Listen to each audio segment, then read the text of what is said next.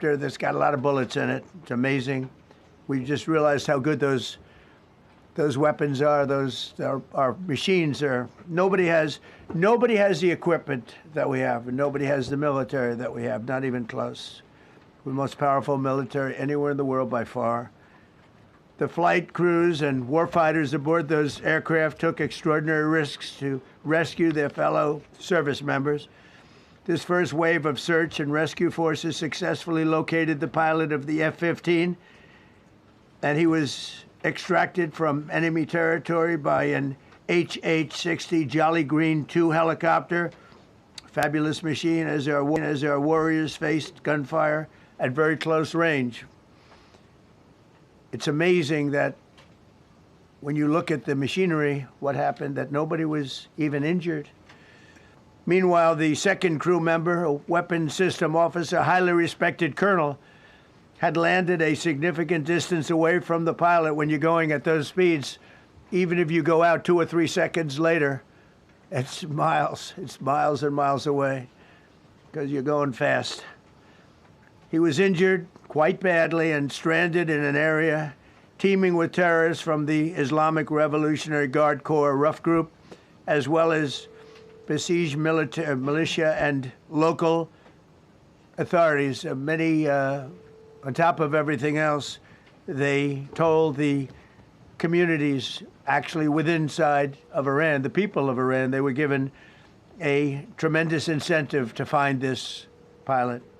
Despite the peril, the officer followed his training and climbed into the treacherous mountain terrain and started climbing toward a higher altitude, something they were trained to do in order to evade capture.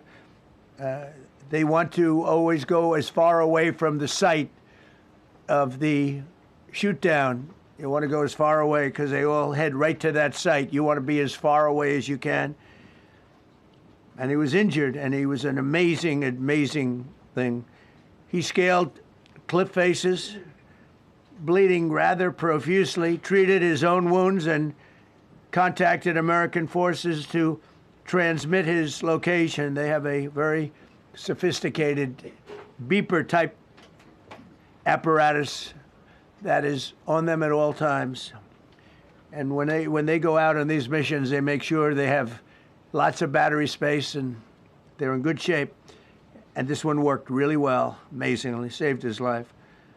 We immediately mobilized a massive operation to retrieve him from the mountain holdout, and he kept going higher and higher. The mountain kept getting rougher and rougher, and really very, very hard to find. The second rescue mission involved 155 aircraft, including 4 bombers, 64 fighters, 48 refueling tankers, 13 rescue aircraft, and more. We were bringing them all over, and a lot of it was subterfuge. We wanted to have them think he was in a different location because they had a vast military force out there. Thousands of people were looking. So we wanted them to look in different areas, so we were scattered all over like we were right on top of them. We had 7 different locations where they thought, and they were very confused. They said, well, wait a minute, they've got groups here, they've got groups there. It's an amazing thing. I was listening to these great people, these great generals. General Raisin Kane was amazing, and Pete Hegseth was amazing. But I listened to the whole thing. It was pretty amazing. So they had all these different sites where everybody thought he was located. We think we have him over there because they have 9 planes circling a little area that's 25 miles down the coast. So in a breathtaking show of skill and precision, lethality and force, America's military descended on the area, the real area, engaged the enemy, rescued the stranded officer, destroyed all threats, and exited Iranian territory while taking no casualties of any kind. The heroic F-15 weapons system officer had evaded capture on the ground in Iran for almost 48 hours. That's a long time when you're in tough shape and when you're bleeding. It's a long time. When we left, as you probably know, we had 2 large planes, old pretty old planes. It carried a lot. We needed a lot more equipment going in than coming out, obviously, because going in, we needed to be able to scale mountains, and we had a lot of equipment. But the sand was sandy, wet sand, so we thought there may be a problem taking off because of the weight of the plane, and then we also had all the men jumping back onto the planes, and they got pretty well bogged down, and we had a contingency plan, which was unbelievable, where lighter, faster aircraft came in, and they took them out. We blew up the old planes. We blew them up to smithereens because we had equipment on the planes that, frankly, we'd like to take, but I don't think it was worthwhile spending another 4 hours there taking it off. So we didn't want anybody to have, we have the best equipment anywhere in the world. We didn't want anybody examining our anti-aircraft and other equipment. So these were large planes that were old and pretty old, and we blew them up, and we had faster, lighter planes come in, and they were able to land on the sand. We needed the bigger planes because we had so much equipment that we needed. We took 3 helicopters over there, which were very strongly used, and couldn't have lived without them. They did, and they performed unbelievably well. And if you'd see it, you wouldn't believe it. They came off the plane, and these guys had them. The rotors were off. They rebuilt these helicopters in less than 10 minutes. And that was one of the more amazing things. These are helicopters, small, unbelievably powerful, but small, very small, so it can get into certain areas. And they got them off the plane, and they rebuilt all 3 of them in a matter of less than 10 minutes. It's pretty amazing what the genius of these people. Who would think that? You'd think it would take 5 days to build them. And in some companies, it would take 5 days, and they wouldn't do it well. But they served us well. As Commander-in-Chief, I never forget the extraordinary risk taken by the warriors that we send into battle, and the genius. I mean, think of it, having a contingency of 3 planes waiting because we think the sand is so bad that we probably won't be able to take off. And the planes really got bogged. The sand this was not much of a runway. This was a farm, not a runway. It's a farm, but it did the trick. But to have a contingency as opposed to having to wait 2 days, can you imagine right in the middle? This was central. This was right, you would call it central casting if you were doing a movie for location. And probably the toughest area of Iran where we'd be sitting there. So these planes came in, those pilots came in so fast and so quick and got out of there. Everybody got aboard and just got 15-minute intervals. 1 load out, 1 load out, 1 load out. It happened, and we were watching, and we said, "That's amazing." In many ways, I was almost more impressed by the contingency that we had than the fact that if we would have had a runway or decent soil. But it was an amazing thing. But we thank God for every single one of them. And the talent, the genius is not even talent, it's genius. It's the whole ball game, every one of them. If you look at what we did with Maduro, we went into a military compound, a massive, with thousands and thousands of soldiers, and within a matter of minutes, and he lived behind iron doors. There were steel doors, broke them down so quickly, and within almost minutes, he was in the back of these planes. It was a similar group. Incredible. We have incredibly talented people. And if the time comes, we move heaven and earth to bring them home safely. We're going to bring our people home safely. I want to thank every member of the U.S. Armed Forces involved in these historic operations. They really were historic. It's just not something that's done. And you'd understand it. Not that they don't want to do it, but when you're going into areas, when you look at these helicopters, when you look at the amount of bullets and everything else that they took, when you go into these areas, you don't come out like we came out. God was watching us. I tell you, well, it was the Easter, we were in Easter territory, I guess, but God was watching us. Amazing. Because when you look at the machinery, they took damage. It tells you, first thing I said is, these are unbelievable machines, how they flew back and not even much of a problem. But these 2 extraordinary rescues, because it was 2, and as you probably know, we didn't talk about the first one for an hour, and then somebody leaked something which will hopefully find that leaker. We're looking very hard to find that leaker. And talked about there's somebody missing. They basically said that we have one and there's somebody missing. Well, they didn't know there was somebody missing until this leaker gave the information. So whoever it was, we think we'll be able to find it out because we're going to go to the media company that released it, and we're going to say, national security, give it up or go to jail.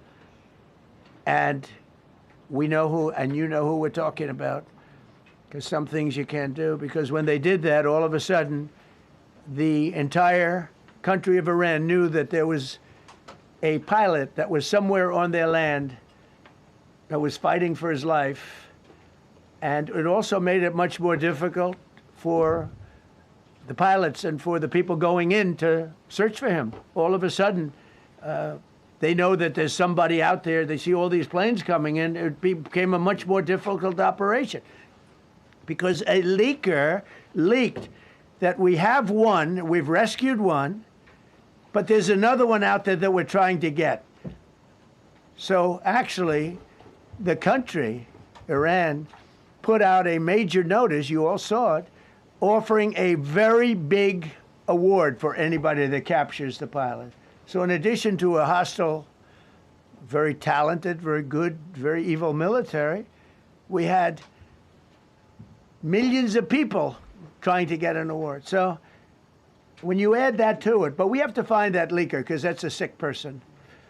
Probably didn't realize the extent of how bad it was. I can't imagine that the person did, but we're going to find out. It's national security, and the person that did the story will go to jail if he doesn't say, and that doesn't last long, and I think everybody would understand it. They put this mission at great risk. They put that man at great risk, and they put the hundreds of people that went in looking for him, because everyone now knows that we're going in. Over the past 37 days, America's armed forces have carried out more than 10,000 combat flights over Iran, unheard of, striking more than 13,000 targets. The F-15 we lost last week was the first manned aircraft downed by the enemy in this entire operation with thousands and thousands of flights. They got lucky. It was a lucky hit. You know, eventually you get lucky. But we got lucky too because we got both of them back. But it's a record that is unparalleled in the history of military air operations. Nobody's ever seen anything like it. It's such an honor to be involved with it.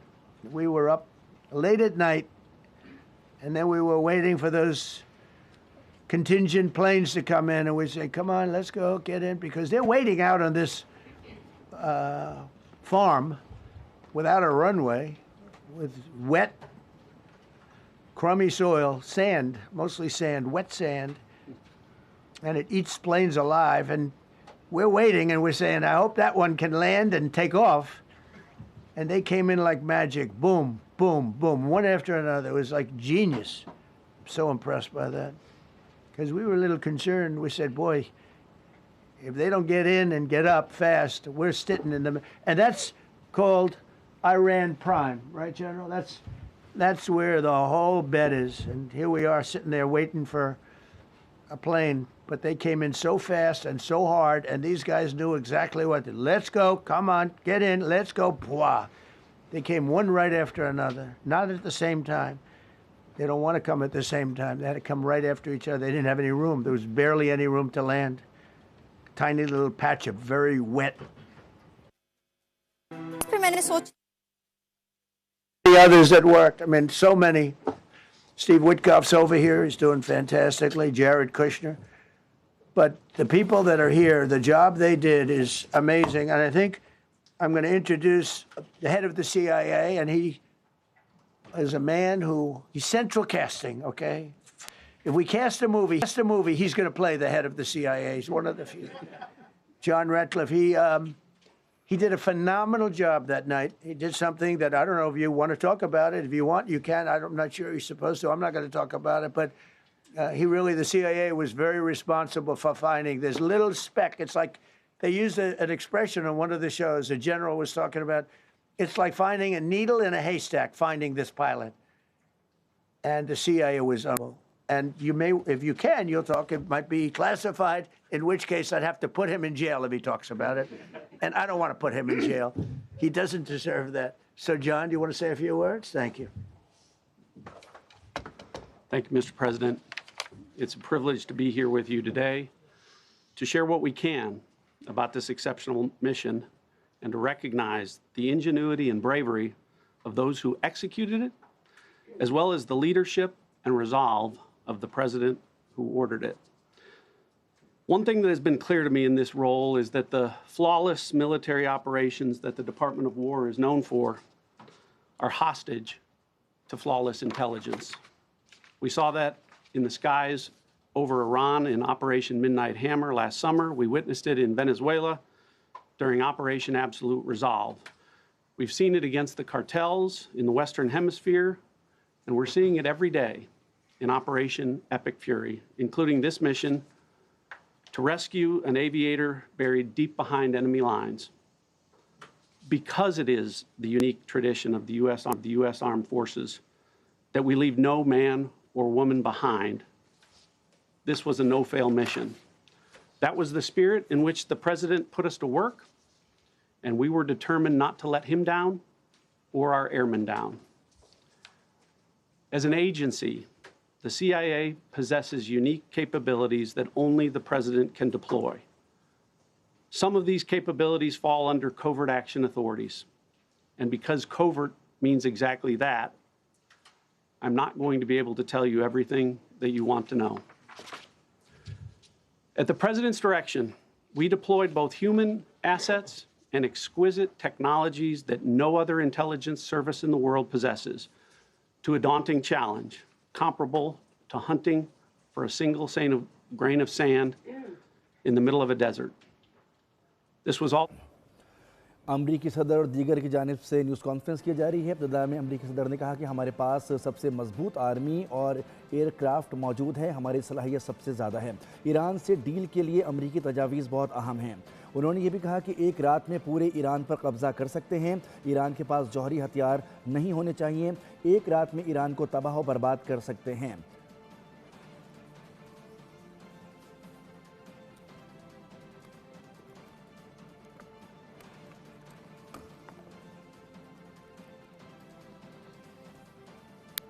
Israeli वज़ीर-ए-आज़म की Trump से जंगबंदी मौखर करने की दरख्वास्त। अमरीकी media ने बड़ा दावा कर दिया। अमरीकी मीडिया के मुताबिक नेतन्याहू से ट्रंप से टेलीफोनिक गुफ्तगू की।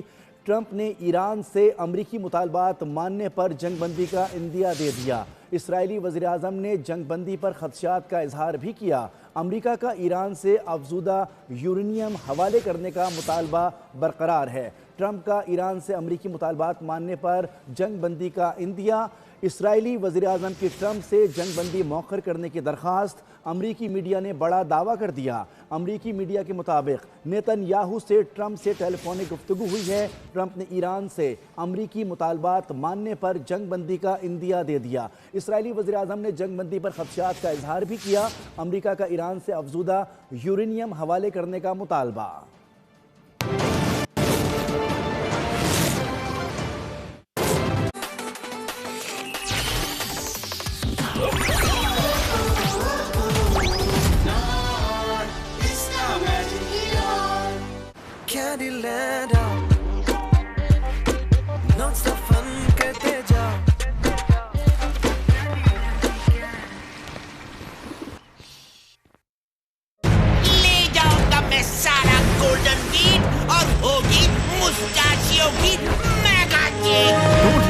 इस बार हम मुस्टैशियो को साथ मिलके हराएंगे। ये लो Prince chocolate biscuit, creamy chocolate, iron और व्हीट की गुडनेस से भरा, जो बनाए हमें हर एडवेंचर के लिए रेडी।